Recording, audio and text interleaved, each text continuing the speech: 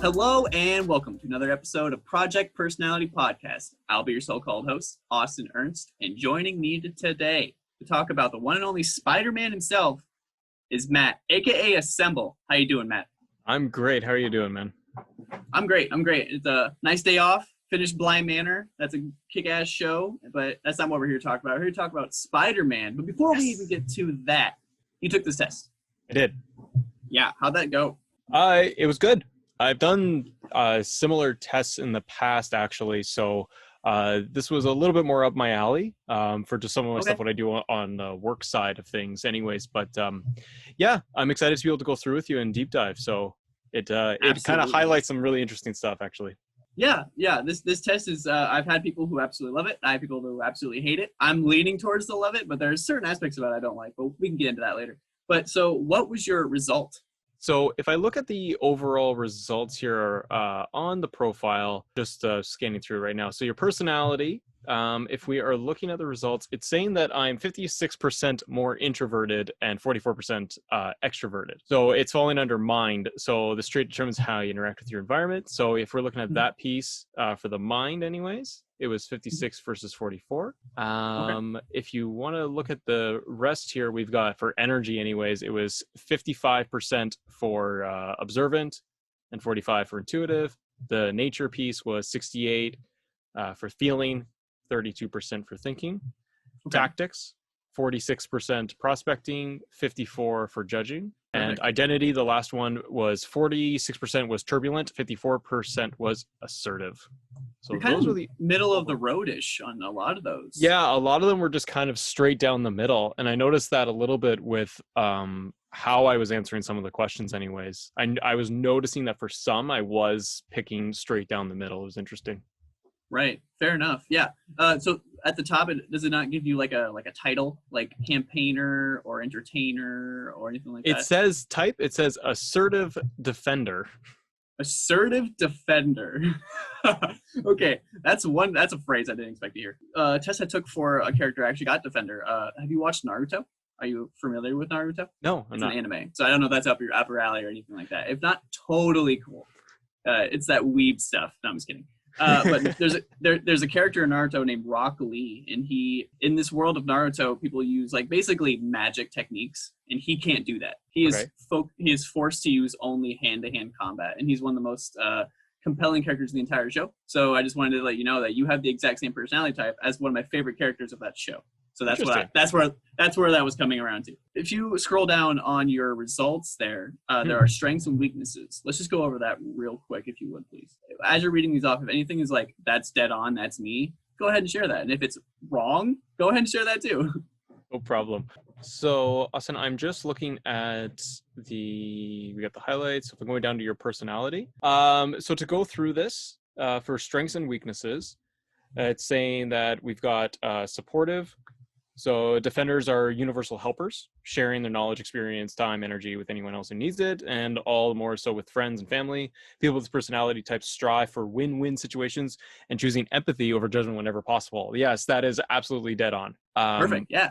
So it's interesting there. Yeah, it's very much for the way I perceive things and how I kind of react in situations. Is that I'd rather have just a balance and things win, and it is very much focusing on empathy. That's interesting.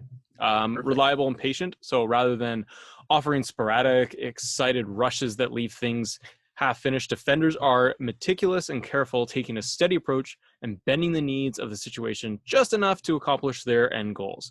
Defenders not only ensure that things are done to the highest standard, but often go well beyond what is required.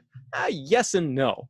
Because I think even Austin, just answering some of the questions, I realized that it was a lot of how did I feel or thinking of certain situations. And I often felt that it depended. It was dependent on what was the circumstances, the situation. So I know we're trying to go for an overall, but I was also like, right. I feel this way, but it also just kind of depends. So I can see where that is kind of like middle of the road. Yeah. Yeah. Totally understand.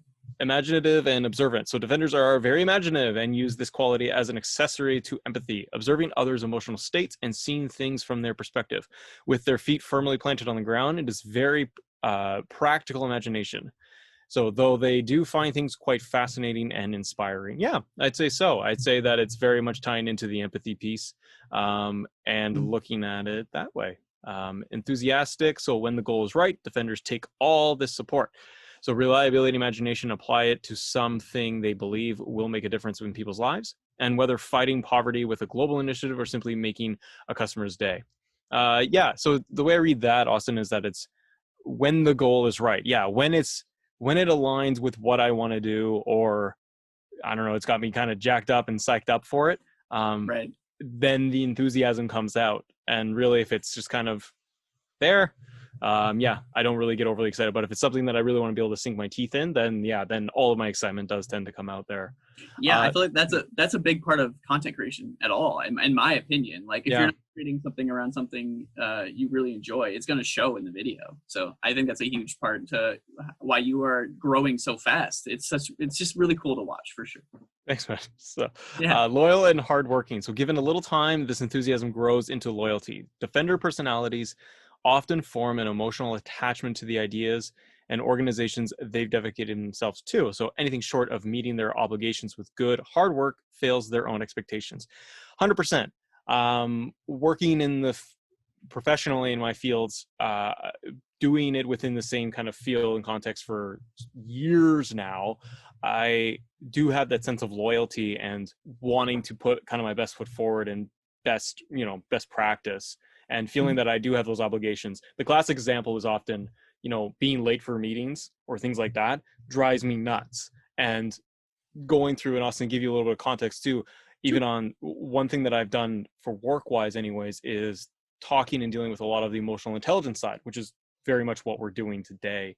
So for my own job, I do recognize those things where it's looking at, well, if we're late for a meeting, how that impacts me, or if I feel that I'm going to be late, just what that does to my brain and how it makes my amygdala get triggered and how I feel towards all of that. So it's very interesting that, I have those expectations set. Absolutely. Yeah. I had a supervisor in my past when I used to detassel. It's when you pull the tassel off corn. I don't know if you're familiar with that. Yeah. And he said, if you're on time, you're late. And if you're late, don't even show up. And you have to be early, and that's how you're on time. So yeah, and that stuck with me since I was 13 when I started that. So that stuck with me this entire time. And I agree with that, right? It's oftentimes you see and hear people are like, well, I was on time for work. I'm like, yeah, shift starts at 10 and it's 9:59, it's 10 or it's 10:01. They're like, well, I'm not late. I'm like, well, you're not early. And now how prepared are we? So yeah, I totally agree with that. Right. The next one was good practical skills. So the best part is defenders have the practical sense to actually do with all this altruism. If mundane routine tasks are what need to be done, defenders can see the beauty and harmony that they create because they know that it helps them take care of their friends, family, and anyone else needs to. Yeah, it's still that empathy piece, and it's being able to support others when they need it. Would you like to continue, sir? You want down into weaknesses? Yeah, you can go through your weaknesses, but you if you don't want to read the whole paragraph, that's fine too. You can just read the bullet and then see if that lines up or not. Yeah, sure. There's humble and shy. The next is taking things too personally. We have repress their feelings, overload themselves, reluctant to change, and too altruistic. So looking at these, I don't disagree with any of them really. It's because oftentimes it's things if I take it personally, even though it's not meant to be, you're still kind of reflecting inward on it. So that's really neat. Repressing the feelings. Yeah, absolutely. Talk to my wife. Just say, you don't talk about it and be like, I'm fine. Everything's fine. And then comes out later. So yeah, typical man. Don't cry. Don't show emotions, Matt. Absolutely. And reluctant to change. That one I do disagree with because I am very much a proponent of adapting and pivoting and changing where we need to. And again, it probably would come back to circumstances and what we're talking about in the world, in the realm of change. If I need to adapt something professionally, then yeah, I'm willing to do that. I think a lot of it is context when it comes to that one. And yeah, I don't see any issues there. Yeah, I think when it comes to reluctant to change, I don't like change, but when change is needed, I'm not too against it, I would say. I just think naturally I'm like, ugh. And then I kind of, take that breath, and then I go attack it to an Sure. extent. And it's that makes also, sense. are we talking about that? Am I the one instituting the change, or is it kind of happening to me? That makes sense. Right. So am I the one that is actually steering the ship and saying, we need to change this? And if it's something for work, I have zero problems with that because I can see, what the end result is going to be. But if it's something that I need to change and others are identifying, maybe that's the piece where it's like, you're reluctant. You're like, yeah, maybe I do put my feet in the ground and say, I don't want to do that. I don't want Yeah, that to. makes total sense. Romantic relationships? Nope, we don't have to go into that if you don't want to. Okay.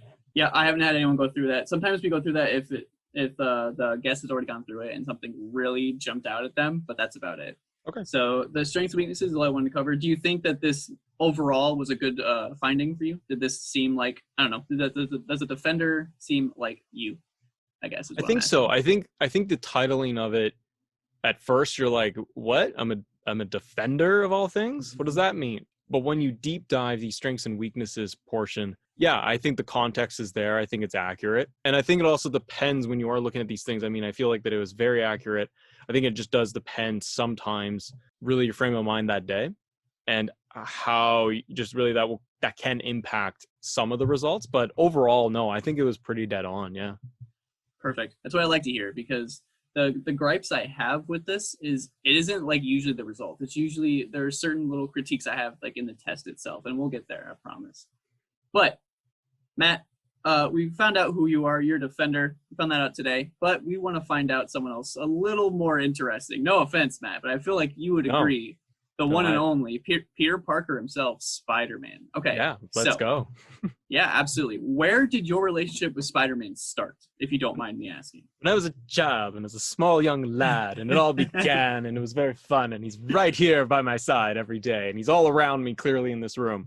Absolutely. Began as really, yeah, as a young kid, exposure to comic books, reading through Amazing Spider-Man and Spectacular Spider-Man when I'm however old, 6, 7 years old, looking at the movies weren't around like they are now, and they're incredible. Right. So as a kid, it was very much comic book exposure, and the animated series in the early 90s, that was huge, which evolves into obviously like the toy line and then getting obsessed about toys with it as a kid. So which it clearly there's no relationship and correlation Not at all with anything around me. So yeah, it really did begin when I was a really young kid. That's awesome. Spider-Man to me has always been, at first I was always the type of person who would be like, is he the popular one? Don't like him. Like at first that was me. Like Power Rangers, for instance. I was like, don't like the Red Ranger. Just not my guy. I like the Blue Ranger. Blue Ranger, yep. So for a long time, Spider-Man was just not my guy. I couldn't wrap my head around him. And then the older I got, I was like, dang it, he's cool. Dang it, he's super dope. Dang it, why is he so good? Like, I don't think there's even an argument. Spider-Man is the equivalent to Superman to DC. Like Spider-Man is Marvel. And I think if you like Marvel, you just kind of have to like Spider-Man. I'm sure there are clear arguments to that sentiment, but overall, Spider-Man's been something that I have loved since probably I was 14. I think the thing that got me into it the most was I replayed the old Neversoft PS1 game. Yeah. Because I remember playing that as a kid, and I never beat it because I was a stupid, dumb kid. And then I replayed through it, and I'm like, this game's incredible. Why is no one talking about this game? But yeah, I am a big Deadpool fan. And so I love Deadpool, and Deadpool and Spider-Man collab often, I would say. Yeah. Against the reluctance from Peter Parker, probably for the most part. But yeah, so Spider-Man's been kind of on the side of my life for a long time, I would say, for sure. And it's interesting too because of how the character evolves, and like where you say, he wasn't my favorite, or he wasn't my standout, and go for others, or I just didn't like him. But I always find interesting with Spider-Man is how, if it's comic book writing or the games or whatever, they can kind of take their own little twist on the character. And I feel like with Spider-Man, they have a little bit more play. There's always going to be the core fundamentals of him of Peter Parker. But when I contrast it with something like Superman or Batman, I feel like, sure, there's a ton of dimension in terms of villains and story arcs and all of that. But the character itself, I feel like there isn't as much you can do with Superman. People will destroy me for that and say, are you kidding me? Sure. There's so much lore. I'm like, I'm not disputing that. I'm just saying that for me, there's more relatability with a character like Spider-Man, because you can play him as young, which we see in the movies and comic book lines. You can have an older Peter Parker, an older Spider-Man that is married, that has, you know, a whole life, and he's been doing it for years. So that's what I've always enjoyed, is that you can kind of put him on any end that you want. Yeah, I feel like that's a big testament to why you mainly only see multiverse stuff with Spider-Man. Yeah. You know what I mean? He's he's very adaptable to like other comic lines, and like Miles Morales and Peter Parker. I know there's a different Spider-Man, I understand that, but you get it. Okay, so if you have the test up on your phone or your computer here, we'll take this test for Spider-Man and we'll get right into it. All right, that first question, I am ready right now. That first question is, you enjoy vibrant social events with lots of people. Do we think Spider-Man enjoys vibrant social events? What do you think, Matt? Oh, tricky, because he Spider-Man. The first question. Yeah, I know, right? Well, because I'm overanalyzing it a little bit, because I would say yes. I would say Peter Parker Spider-Man does, but not to a high degree. So I think he's more introvert, to be honest, because he's always distracted and he's always focusing on something else in his life. So I'm actually going to go with the disagree. Okay. I think I'm right there with you. It was going to be either a soft agree or a soft disagree for me. So that it's a soft disagree. Yeah. Yep, that little baby disagree there. Perfect. All right, next question. You often spend time exploring unrealistic yet intriguing ideas. Do you think he daydreams? That's kind of what I equate that question to. Does Peter Parker, aka Spider-Man, daydream? Yeah, I'd say so, because his mind is pretty much all over the place all the time. Whether constantly, it's going to so I put it as the second highest green. Sounds good to me. I'll agree with you on that one. Okay. Your travel plans are more likely to look like a rough list of ideas than a detailed itinerary. Does he have travel plans? Yeah, I don't think he has great travel plans. And if he does, they're not planned out. So I say strongly agree to the top, because I think he can't, and he goes with everything's just kind of on a whim, or he has to bail on people and friends and everything. So he can't ever really give you a detailed idea. Yeah, I totally agree. When I pictured a list, I guess, it was always kind of like a sticky note that was just kind of crudely there and then slapped somewhere. So. For sure. Next question. You often think about what you should have said in a conversation long after it has taken place. Does he dwell on conversations? Should have said in a conversation long after it takes place. Yeah, I strongly agree, because I think that he says one thing. I'm thinking what reference I'm thinking of is him in the animated series and his relationship with Mary Jane, where he kind of always puts his foot in his mouth. So I'm going to say strongly agree. Because he's often not thinking about what he said or the impact of it. It's after the fact. Someone either tells him or he kind of figures it out himself.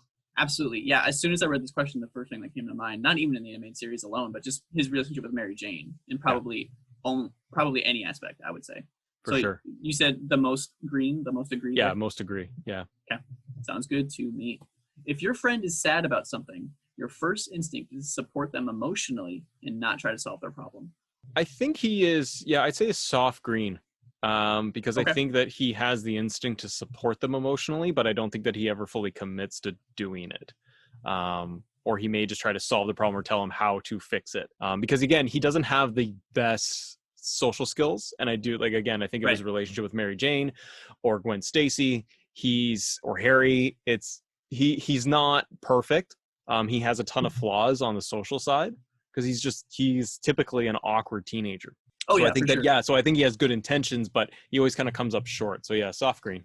I agree with you right there. I will say that I think it's an interesting question to ask this for strictly Peter Parker rather than Spider-Man, because I feel like when he has the suit on, he almost has to be more emotional about things and not just give a direct answer. Whether as Peter Parker, it might be the same answer for Peter Parker, but the reasoning is different. It's because Peter Parker is just, like you said, he's not going to be the best with his words. He's not going to really know how to fix the problem, or at least express that. So for sure. Yeah. Next question. People can rarely upset you. Does he get angry? Peter Parker, aka Spider-Man, get angry? No, because he not very easily. So people can rarely upset you. So that'd be agree. Just agree, what level agree?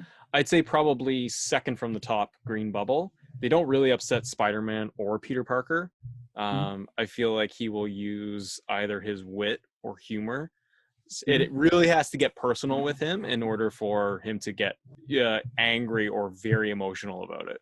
The one scene that popped in my head, this probably isn't a great example, but the one scene that popped in my head is him lifting, in Spider-Man 2, lifting that thing off Mary Jane. That's not him being angry, but I don't know. I feel like that's a testament to him not being an angry character. Like a lot of Marvel characters are kind of driven by rage, and that's kind of like a stereotype to an extent.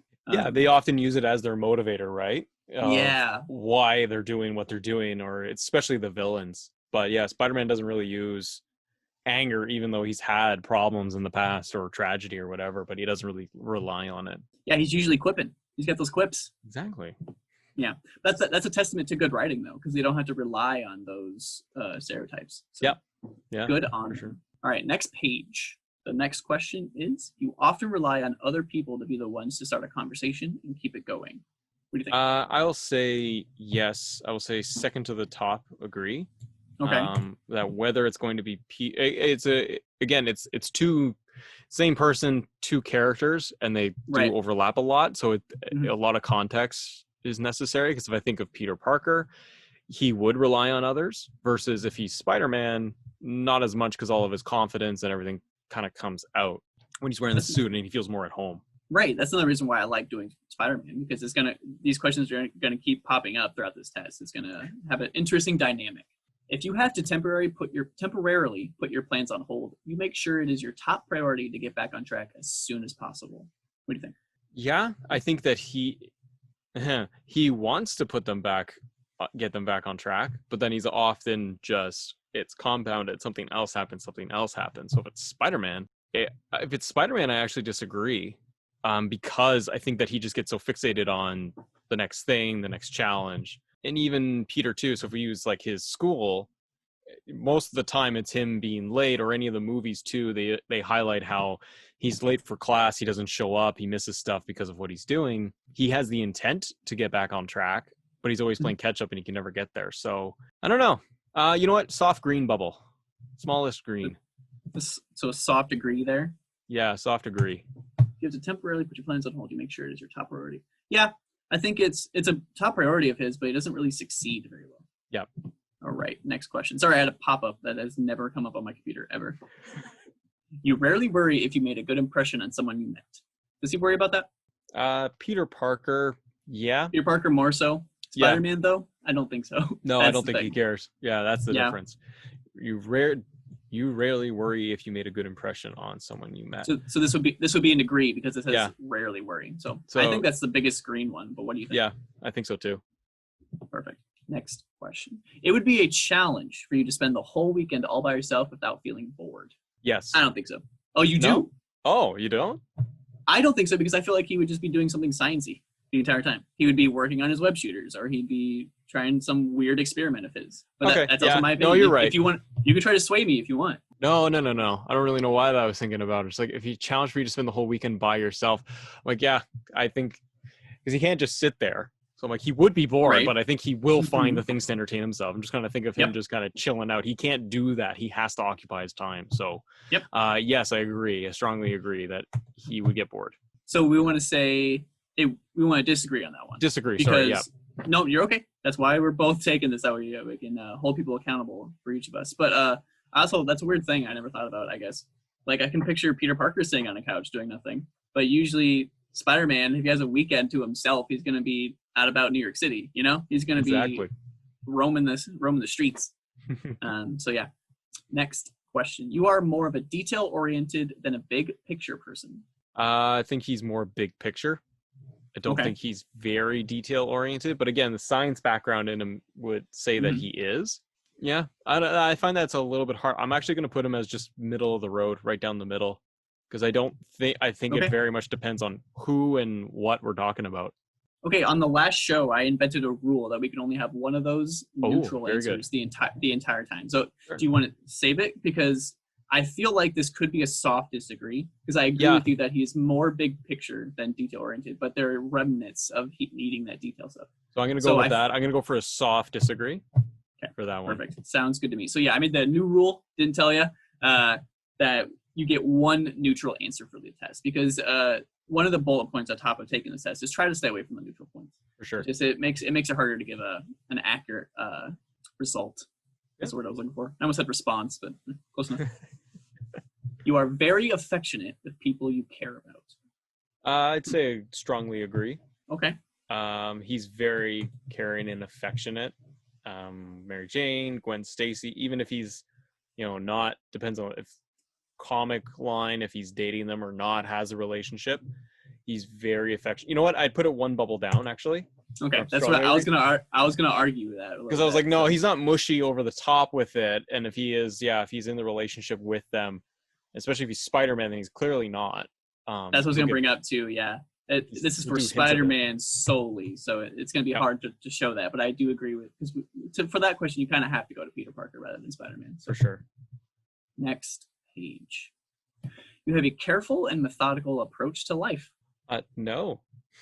Yeah, that was pretty easy. I was thinking that way as well. Hard disagree. Okay. All right. You are still bothered by mistakes you made a long time ago. This might be the easiest one so far. Agree. Do I need to say it? Do I need to mention? Okay, perfect. Uncle Ben. All right. At parties and similar events, you can mostly be found farther away from the action. Agree. Second from the top. Okay. Because I think that he's going to be distracted by something else, or he's always a little bit more reserved or distant. Mm-hmm. Absolutely. Yeah, and if that was for Peter Parker, there might be a different answer there. But because it's Spider-Man, Spider-Man is more lively than Peter Parker is, for sure. So I'm right there with you. You often find it difficult to relate to people who let their emotions guide them. What do you think? I think he can relate to people pretty well. I think he's pretty understanding. I don't know if he can relate personally in that, like in himself, but I think he understands that. Yeah. So I don't think he finds it difficult. No. So I'm gonna say second from the top. Agree. Let's think about the same thing. So that would be disagree. Sorry. Yep. Never mind. No, you're good. You're good. No worries. Mine too. No worries.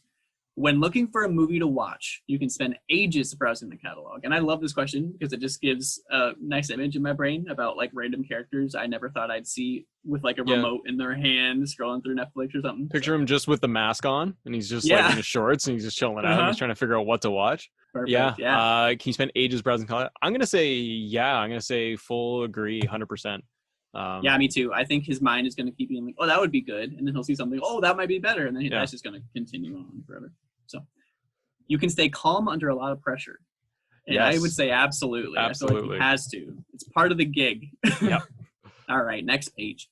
When in a group of people you do not know, you have no problem jumping right into their conversation. Disagree. Second from the top, disagree. I think he's got problems. Spider-Man would not be able to jump right into the conversation. And he would be in the conversation. Yeah, and Peter Parker would not. He'd be more reserved. Absolutely. Agree with you 110%. When you sleep, your dreams tend to be bizarre and fantastical. And now this is a weird question because I took this test with a fellow friend of mine, Jerica, at JK Games. We did Ellie for this test. And we brought up an interesting point that I like to share on every episode. Bizarre and fantastical, okay? How do you classify bizarre and fantastical for someone who lives in a zombie apocalypse? Is bizarre and fantastical for Ellie like a 9-to-5 job? Yeah, because it's how do you define it for the individual, right? Exactly, right. And the words too, that's what stuck out to me too, is using the terms bizarre and fantastical. Mm-hmm. They're very unique. They're open to a lot of interpretation because on first glance, you think the term bizarre almost in a negative context or something bad happening because people think bizarre, out of the ordinary, probably bad, something at least jarring. Yeah, it's jarring, right? So it almost leads down a path of like, just a negative thought or dreams or bad dreams. And it's kind of like, I think when you first read that, that's what your gut tells you. But when you look at the context of the question, especially using fantastical, like, it depends. And your example of Ellie is very good because you're going, well, Ellie's dreams living in an apocalypse where she gets an hour sleep a day. Right. Probably dreaming about sitting quietly or if she dreams at all, or if it's just a complete pass out. And if she does, maybe she dreams about just standing outside or having sunlight and no one's around her. Don't know. Right. So yeah, when you sleep, your dreams tend to be bizarre and fantastical. I'm going to say one bubble green. Okay. Your dreams tend to be bizarre and fantastical, because I would say that for Spider-Man, yes, his dreams, if he does, they are going to be all over the place. I don't disagree that they wouldn't be, but it's context of language of the question. Yeah.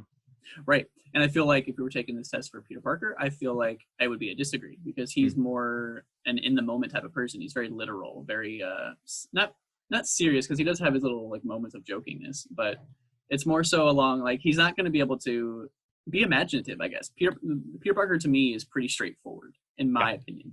Yeah. Where Spider-Man gets a little more off the wall. So For sure. in your opinion, it is sometimes okay to step on others to get ahead in life.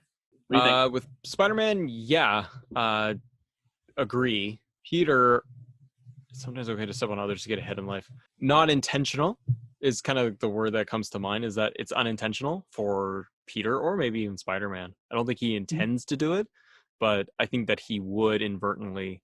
See, like, Peter is just a nerd. So if I'm thinking in terms of school, he doesn't do that. He doesn't step on others to try and get ahead. He just stays in his lane because he's not trying to draw attention to himself. So if I'm thinking of Spider-Man, is it okay to sometimes step on others to get ahead in life? I think it's out of necessity. So I'm going to say little bubble agree. Soft agree. I'm right there with you. I totally agree. I will say that the first thing that popped in my head is Peter Parker working at the Bugle. He's kind of cheating, right? Yeah. Yeah. So, and that is inadvertently, you're stepping on everyone else's toes because they can't get the shots and you're getting paid and you need to make money for rent. So you are trying to get a leg up on everybody the only way you know how. He didn't work in any other industry. He specifically goes for photography. He likes photography, but at the same time, it's super convenient because you're just taking pictures of Spider-Man. Right. So yes. It's gotta be super boring too. So he's just a liar. Exactly. Yeah. That's why I was like, there's got to be some level of this here for sure. So, all right, moving on. You are dedicated and focused on your goals, only rarely getting sidetracked. Disagree. Completely disagree. He is totally sidetracked all the time. Often. Yep. For sure. Right there with you. If you make a mistake, you tend to start doubting yourself, your abilities, or your knowledge. Does he doubt himself? Yes, I think so. I think so. Okay. I think more of a strong agree, not the top. The second one. Okay. Agree? Yep. Right. Yeah. I was going to lean towards the biggest one or the second one. So the second one is fine by me. When at a social event, you rarely try to introduce yourself to new people and mostly talk to the ones you already know. I'd say strongly agree. He's going to stick with his crowd, and that's it. For sure. Next page. You usually lose interest in a discussion when it gets philosophical. Now, he's a man of science, so this could possibly. Yeah, I disagree. I think he does maintain his interest. If he's talking in an academic sense, then I think he's right there with them. So I'm going to say not the top disagree, second one. Okay, right there with you. I think even though he's a man of science, I think he's very open and understanding of just people. Yeah. Regardless of his social skills, I think he understands people well, if that makes sense. Yeah, for sure. You would never let yourself cry in front of others.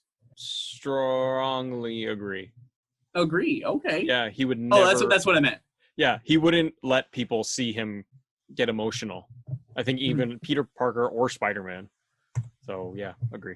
You feel more drawn to places with a bustling and busy atmosphere than to more quiet and intimate ones. Now, this is one issue I have for this test, is that it throws pretty much this question at you like 7 or 8 times. I understand why they do it, because they really want to nail home you answering like these type of questions correctly. They want to make sure you're like, oh crap, I might mess that up, and then go back. I get it, but it's just very annoying. There needs to be a better way to go about that. So, I know. One more time. You feel more drawn to places with a bustling and busy atmosphere than to more quiet and intimate ones. Spider-Man wants it busy. So I agree that he wants it more busy and drawn to bustling atmospheres. Peter, I think, just wants quiet, solitude, calmness, because he can't get it. But that's the yin and yang of it. So if I'm talking Spider-Man, you're more drawn to places with bustling, busy atmospheres, I'd say strongly agree. I would say middle of the road. Yeah. Is that okay with you? Because I feel like the Peter Parker aspect has to kind of pull something into that. Because if it's full on, then I feel like even Peter would be okay with it. Fair enough. Yeah. Right down the middle. Right down the middle for the agree. Yep. You like discussing different views and theories on what the world could look like in the future. Peter, yes. Spider-Man, I don't feel like there's that. Who's he talking to? He's talking to Doctor Strange. Is he talking to Venom? Different views and Right. theories. Yeah, So, that's a good point. I think he would enjoy it. He just doesn't really do it. He doesn't really have anyone to do so with. Yeah, he That's can't a really good point. bounce that off of. So would you discuss different views and theories? I'm going to say a little agree, small agree. Okay. Yeah, I'm right there with you. Yeah. I was going to soft one or the other, so that works for me. When it comes to making life-changing choices, you mostly listen to your heart rather than your head. Now remember, we still have that one neutral, so just keep that in mind. Yeah, I'm kind of leaning towards that. I was going to say disagree, slight disagree, because, yeah, I'm going to say slight disagree. Okay. He would like to.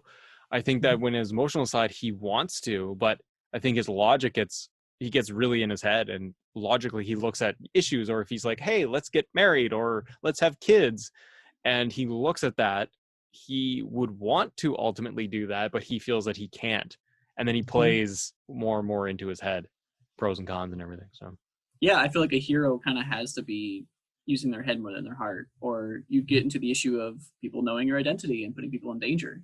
sure. Because if you were just following your heart, then you'd probably be putting people in danger constantly. To be fair. So, moving on. You cannot imagine yourself dedicating your life to the study of something you cannot see, touch, or experience. What do you think? Basically, what I equate this question to is, can Spider-Man be heavily religious? No. If that's the question, then I don't believe so. But he can, because dedicating your life to a study, he does. I mean, he's a man of science, and he applies that as Spider-Man. So, in one sense, he does. I'm going to say just soft disagree. Yep, right there with you. Yeah. So, yep, you convinced me. I was going to go soft either way, so works for me. You usually prefer to get your revenge rather than forgive. What do you think? Disagree. I don't think he's not a man of revenge, so I'm going to say second from the top. Disagree. Okay, perfect. Sounds good to me. Yeah, I don't see him being vengeful vengeful. That's just not the person he is. You often make decisions on a whim. Pretty easy, right? Yes. Yeah. Okay. Big green. Right there with you. Yep. Yeah. Nailed it. The time you spend by yourself often ends up being more interesting and satisfying than the time you spend with other people. I'd say agree. So I'd say the second from the top, agree, if I'm Spider-Man, because clearly he's got a way more interesting life than what's going on than spending time with just the average people. So I say strongly agree. Peter Parker would, spending time with others, you spend time with yourself often ends up being more interesting. Yes, it does. But is the context that he's alone? I would argue that he doesn't want to be alone. I think he's lonely. I think he's one of the loneliest characters in Marvel. Yeah, so I guess it's just how I'm reading the question, because if it's spend time by yourself, I'm like, well, he's always alone, but then he ultimately ends up with fighting somebody, or he's always around other people. So, no, you're right. Let's say disagree, because he always wants to be. A soft disagree, because there is some nuance there. So, yep. All right, sounds good to me. You often put special effort into interpreting the real meaning or the message of a song or a movie. What do you think? I don't know. If you try, special effort? No, I don't think he does, because I don't think he has time for it. So I'm going to say second from the top, disagree. Bigger disagree. Okay. Yeah, he's pretty take things at face value. If he likes it, he likes it. If he doesn't, he doesn't. I don't think he has a lot of time to be watching movies. Like, he might get through 40 minutes of it, and then he's gone. If 40 minutes. That's pushing it. You always know exactly what you want. No. I'd say second, disagree. Middle. I went hard disagree, but I'll go with the no disagree. That's okay with me for sure. Moving on. You rarely think back to the choices you made and wonder what you could have done differently. And I said you rarely think back. Yeah, I disagree. I think he does think back to his choices quite a bit. So I'm going to say the second disagree, because some stuff he'll say, no, that was the right decision, even though it may have consequences. But I think for a lot of stuff, he constantly thinks back. So absolutely. Yep. Next page. When in a public place, you usually stick to quieter and less crowded areas. No, you don't.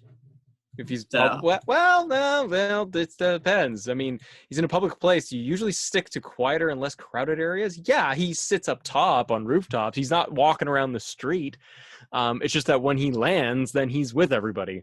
So, and then they all see him. Soft disagree. Soft disagree. Softly Okay. disagree with that. Right there with you. Yeah, there's definitely a lot of nuance in that question, for sure. You tend to focus on present realities rather than future possibilities. Like I said, I think he's a face value person, so I think so. I strongly agree. He Okay. deals with what's in front of him. Absolutely. You often have a hard time understanding other people's feelings. And I think I covered this earlier. I don't think he struggles to understand them. I think he struggles to express that understanding. Yeah, so soft disagree with that. Okay, I'll go with that. As long as it's a disagree, okay with me. When starting to work on a project, you prefer to make as many decisions up front as possible. I'd say, you don't think so? No. The way I think about that is kind of like the sticky note thing, where it's just bam, bam, bam, we're doing that.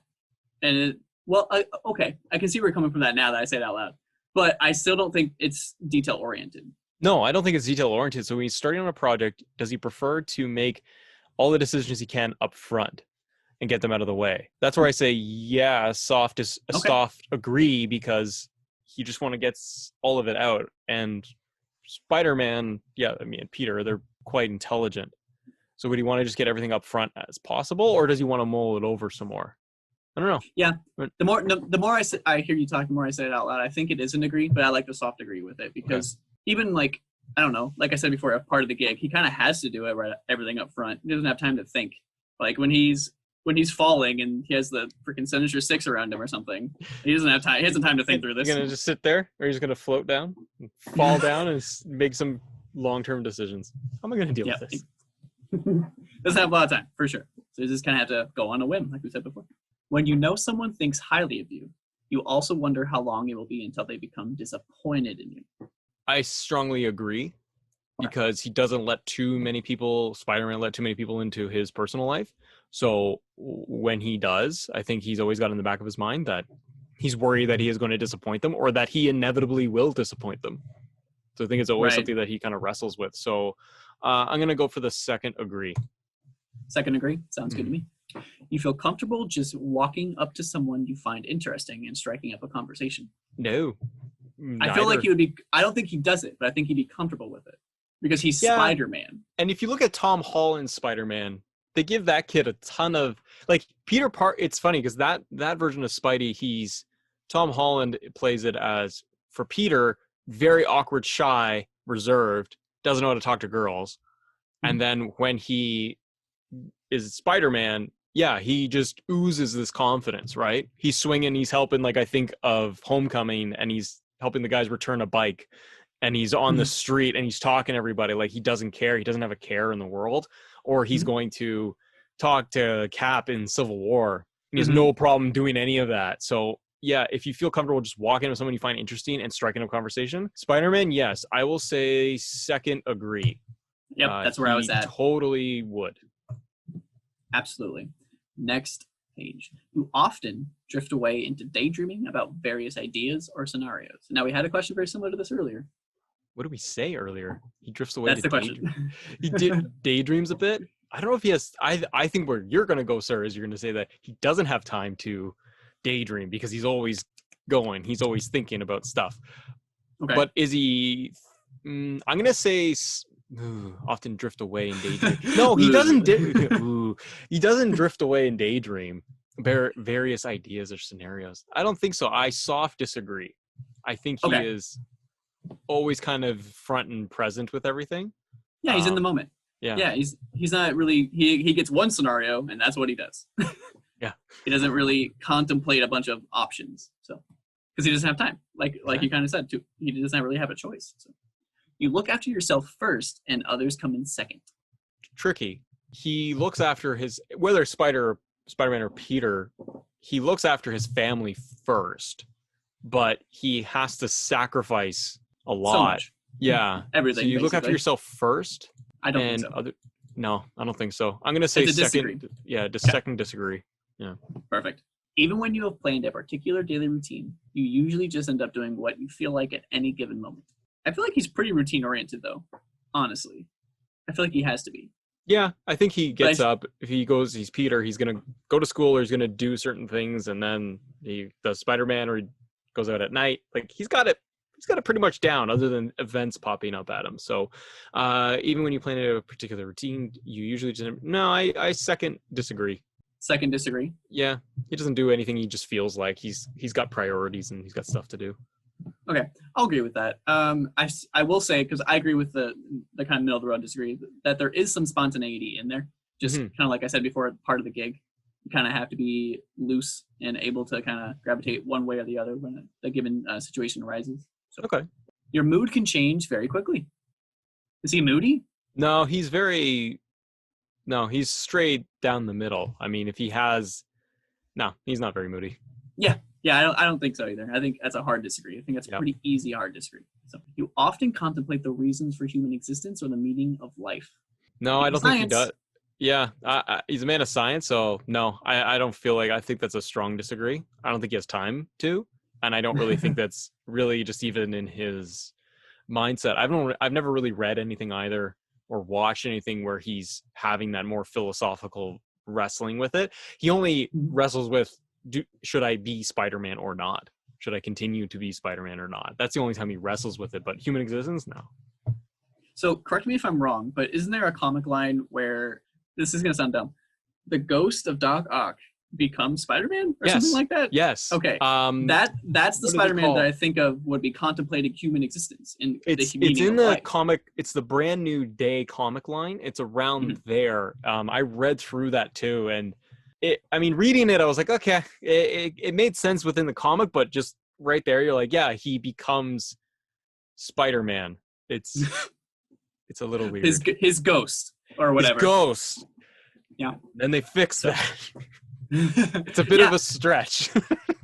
Yeah, that's putting it lightly for sure. But yeah, I feel like that if there is a Spider-Man that would contemplate the human existence or the meaning of life, I feel like it's that one, because he's like, what is happening? Yeah. Doc Ock at that point is like, Also, and like the interdimensional stuff too, that'll mess with your head a little bit. Right.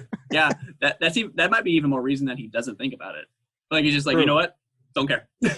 Too much, when he sees 3-4 versions of himself or 7, he's probably like, I don't care.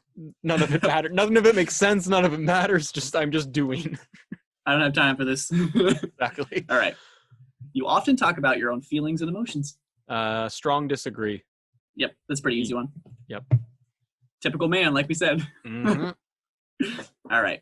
You have got detailed education or career development plans stretching several years into the future. Now, I think he does have plans. I don't think he ever actually gets there. Yeah. I'd say soft agree. He does have plans. I agree with you. Yeah, he's got plans. He thinks he wants to do either as Spider-Man or as just Peter Parker. He has those goals, but he's not going to get there. Absolutely. I agree with that 110%. You rarely dwell on your regrets. I disagree. I strongly disagree. That's an easy one. Spending time in a dynamic atmosphere with lots of people around quickly makes you feel drained and in need of a getaway. Now, being part of just being Spider-Man, I feel like this has to be a no, but I feel like he's always drained. I feel like being Spider-Man always has him at his limit. So, What do you think about that? Lots of people get around, makes you feel drained. I say then soft agree, because I'm with you. I think he's just always kind of spent. He's always kind of burnt out, and he doesn't have a lot of energy to give. That's a good way of putting it. Burnt out, like that. All right, moving on. You see yourself as more of a realist than a visionary, and I feel like we kind of covered this already. It's pretty face value. So. Yep. Agree. Hard agree then? Yep. Okay. You find it easy to empathize with a person who has gone through something you never have. And I feel like this is something we talked about once again, where I think he can empathize perfectly fine, just can't express it. So I think this is an agree, so maybe middle of the road agree. Yeah, let's do that. Your personal work style is closer to spontaneous bursts of energy than to organized and consistent bursts or efforts. Sorry. Middle agree. Middle agree. Okay. He's spontaneous because he just is. He's all over the place. Then trying to be consistent. Yeah. Mm-hmm. Right there with you. Last page. Your emotions control you more than you control them. I don't think so. No, I don't think so. I strong disagree. Okay. Perfect. Pretty easy one there as well. After a long and exhausting week, a fun party is just what you need. I strongly disagree. I think he passes out and collapses. Yep. Yeah, I don't see him partying. I don't see either of them partying all that much. You frequently find yourself wondering how technological advancement could change everyday life. And I feel like he probably does. Yeah, I'm going to say a middle agree, because I think he does, and I think he tries to figure out how to apply it. Sure.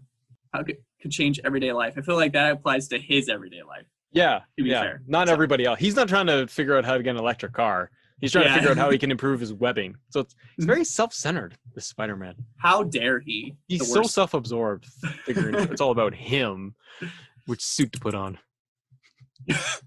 He's the worst. You always consider how your actions might affect other people before doing something. And I feel like you covered this earlier, which would make this a hard disagree, correct? Yes, it's a hard disagree. Yep. Because he always kind of talks before thinking about it. So, yep. You still honor the commitments you have made, even if you have a change of heart. Now, this one might be the neutral. I don't know. We haven't used it yet, so keep that in mind. Yeah, I'm actually, because it's towards the end, I'm going to use it here as the neutral. Okay. That's too hard to go one way or the other. Yep. Yeah, I don't think that one is really. There's a lot of nuance there, so I don't know where to go on that. Because he wants to honor them. I don't feel he really ever does. He's very driven, like in one direction or the other. Yeah. There's nuance in him as a person, but when it comes to his driving force, it's pretty straightforward. I would say. Maybe. Yeah. So. All right, that's my down the middle. That's the one. Perfect. Now the last question. You rarely feel insecure. I say soft disagree because he's confident as Spider-Man, but as Peter Parker, he's typically quite insecure. And even as Spider-Man is even as the Spider-Man, he can even doubt himself, So yeah, I think even as Spider-Man, he would sometimes doubt himself and his abilities. So, yeah, I was thinking the exact same thing. I was thinking he kind of has to have more improvement with this since becoming Spider-Man. Yeah. So absolutely. All right. See the results. Click see the results. Let's see what we got. Adventurer. That's the same as Goku. I know you said you're not an anime guy, but you gotta know who Goku is. I'm aware of Goku. There's no anime here. All right. There's no anime here. Oh, so there's none here. Yes, I'm aware of the Goku. You poor thing. I know. So yeah, Spider-Man is an adventurer. So he's mostly introverted, which I would agree with. He's observant rather than intuitive. Yep, man of science. Feeling and thinking is pretty down the middle. This trait determines how we make decisions and cope with emotions. Okay. Tactics is mostly prospecting rather than judging. This trait reflects our approach to work, planning, and decision-making. Okay, I can see that. Yep. And then identity is pretty down the middle as well, which makes sense. Spider-Man. Yeah. I would hope so. Right. All right, I click start reading here, and I want to go to the strengths and weaknesses and then just go through that just like we did yours. Sure. So I'll read the strengths, and if you want to read the weaknesses after I am done. So he's charming, and I think there's a level of that with Spider-Man. I think he's a charming fellow. Yep. Sensitive to others, part of the gig, I think. I don't think he always succeeds, but I think he is sensitive to others. Imaginative. I mean, he's a Spider-Man, so I feel like it kind of has to be. So passionate, I would say so, especially when you brought up Mary Jane or Gwen Stacy. So yeah, for sure. And about saving New York. Mm-hmm. Curious. I would say that might be the most I'm fighting. I agree with it, but I feel like he's kind of straightforward. Like I feel like the curiosity is when it comes to literally his gear. And that's about it. Yeah, I was thinking too. It's the science piece of it. He has a curious mind of how things work, tech, all of that. Mm-hmm. So sure. I don't think he's generally curious outside of himself. Again, self-absorbed Spider-Man. I know, the worst kind of person. Artistic? Really? Yeah, I don't know about that one. Painting emotion, presenting a statistics in a graph. That piece, sure, but the rest I can't pull. I don't really see that at all. I don't see that at all. That's the only piece. Weaknesses. Fiercely independent. Yeah, sure. Absolutely. I really hope so. Unpredictable. Yes, because he's always kind of here and there and everywhere. Easily stressed. 100%. He's just always stressed out. Mm-hmm. Overly competitive. I don't know. Okay. The scene that pops in my head is when it's in the really bad one, The Amazing Spider-Man, and it's Andrew Garfield.